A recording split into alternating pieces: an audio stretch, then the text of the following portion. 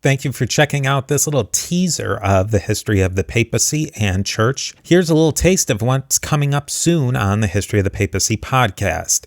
Now, if you like what you hear, I'd love it if you'd leave a rating and review on Apple Podcasts or your podcatcher of choice. If you want to support the podcast even more, consider becoming a Patreon on patreon.com/history of the papacy. There are many levels and benefits for you, and you help keep the history of the papacy going. You can learn more about all of this at historyofthepapacypodcast.com.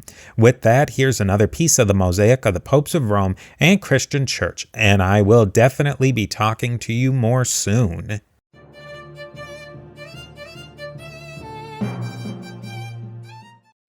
Systems were very similar. They were pretty much might makes right.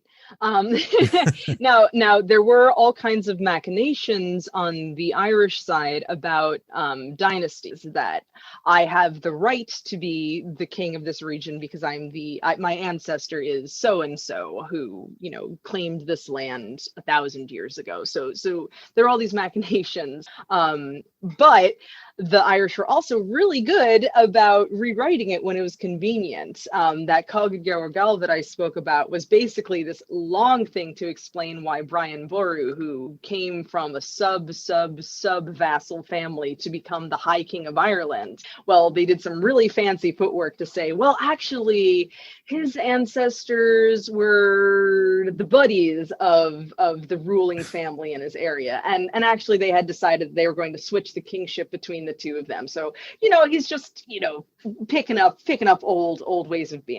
So genealogists were not above making the current problems things that had been solved in ancient days. And so the Norse were capable of being written into this, because as they intermarry, as they're raising children who are part of these dynasties approved by the genealogies, they're also constructing these towns that are associated with them, and so they become the embodiment of these towns.